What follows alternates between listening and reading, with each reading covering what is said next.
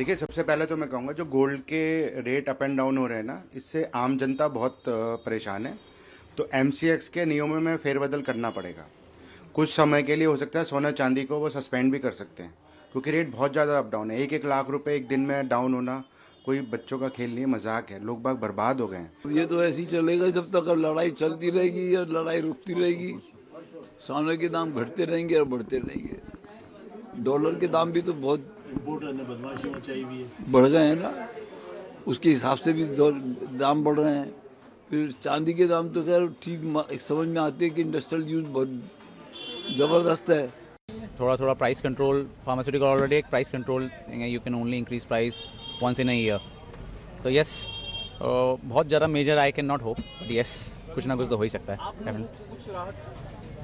हाँ, राहत डेफिनेटली है। जीएसटी कम हुआ है तो उसमें है। मार्जिन सिमिलर हैं, जो भी चेंजेस आए हैं जीएसटी में वो आपको पास ही करने हैं लोगों को।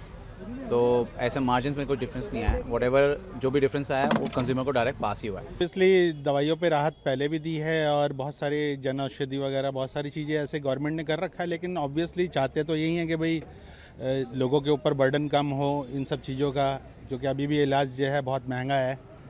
सारी चीज़ें मिलाकर अगर देखें ओवरऑल तो काफ़ी महंगा इलाज है अभी भी हिंदुस्तान के अंदर। तो सब लोग चाहते हैं कि भाई उसमें राहत मिले, कुछ दवाइयों पे राहत मिले, कुछ और चीज़ों में भी राहत मिले।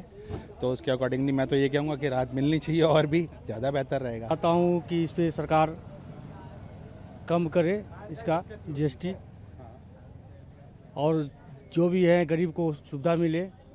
काहे कि जो भी इलाज में जो महंगा दवाई है, कैंसर का हो या यूरोलॉजी का हो या किडनी का हो, ये सब दवाई महंगी होती हैं, वो कम होना चाहिए जो कि आम आदमी को फ़ायदा पहुंच सके। कि इस पर जीएसटी घटाया गया है, लेकिन मेडिसिन पे उतना ही रेट बढ़ा दिया गया है। है ना, जो चीज़ 10 रुपए की आ रही थी उसे 15 रुपए का कर दिया है जीएसटी, फिर वो कर दिया है। कोई फ़र्क नहीं पड़ा है नॉर्मल आदमी की। है